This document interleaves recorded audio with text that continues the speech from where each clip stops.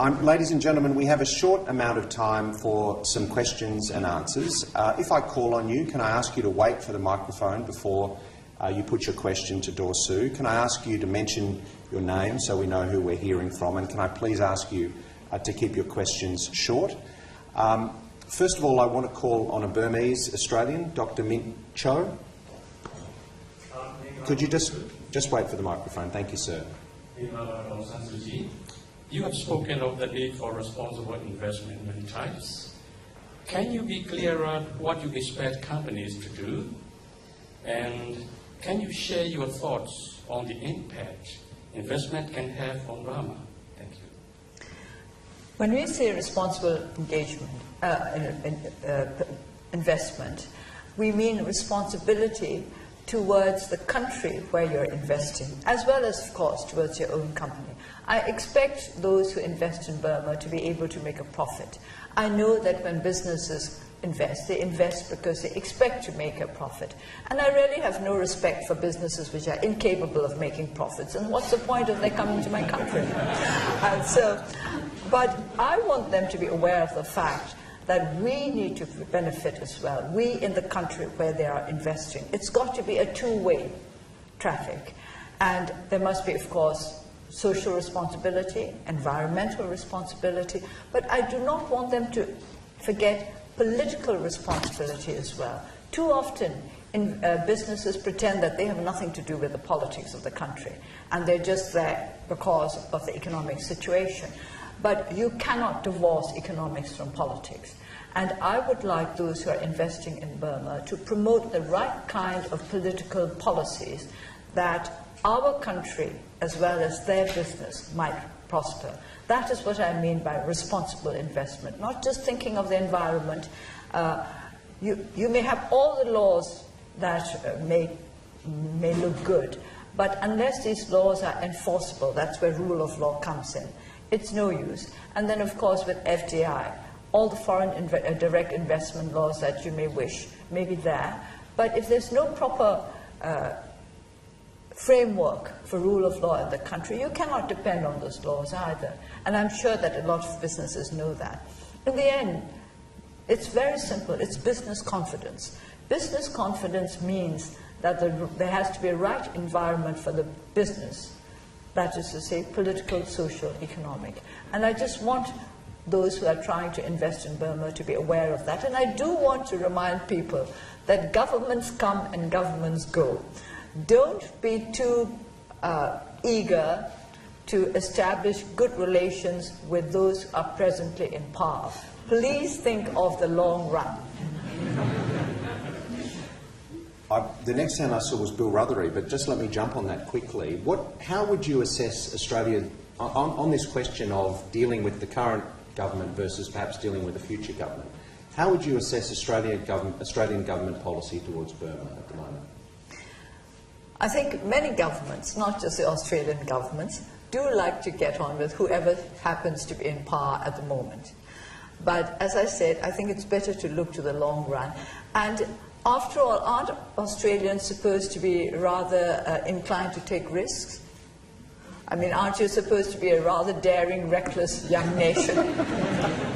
So you must be very daring and very reckless, but at the same time, it would be very, very sensible of you to put your bets on us. Right, there are some diplomats in the audience taking note. Bill Rothery. Hi, my name is Bill Rothery. I work for a multinational conglomerate called Swire, who already have a presence in Burma.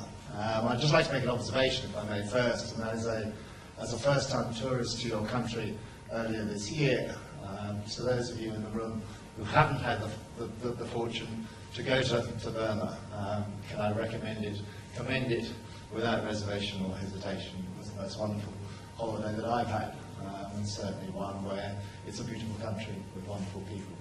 My question, Dorsu, and I'm afraid it's a slightly naive one, and therefore I'm worried that you might be a little bit irritated by it. But it's to do with foreign investment and what the current government's policy is with regard to foreign investment in property and land, and whether you have any alternative views to the current policy for foreign investment? First of all, I think in general the present government's attitude towards investment is the more the better. I think it's not as discriminating as it should be. And with regard to land and property, that is a big problem. I think Sean mentioned the problem of land tenure and the fact that a lot of land was confiscated illegally or transferred, if you like, which is perhaps a politer term, in questionable ways over the last 20 to 30 years. And this has created enormous problems. Land ownership is a big problem today and will continue to be for some time. We are now trying to sort it out. The legislature formed a commission to look into the illegal transfer of land, and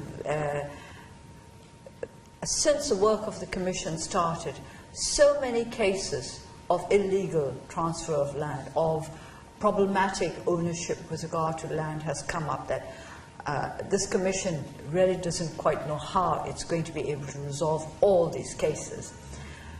Now, the price of land in Burma is rocketing. I think any of you who have been trying to invest there will be aware of it. Land prices are rocketing, rents are rocketing, beyond economic proportions. And all this will have to be sorted out, not just by the right kind of regulations and laws, but law enforcement. It's no use having regulations that are not enforceable. So I do not, the Burmese law does not allow foreigners to buy land, but of course you can have long leases, and you can lease, I think, up to 50,000 acres if you are a foreign company of agricultural land. But I would like you to go about this very carefully. And I will be quite honest, I think that these laws need looking into to make sure that they really are in conformity with the needs of our country for the future. And if you are thinking of investing in land in Burma, I would like to ask the question, for what purpose? What are you intending to do with that land?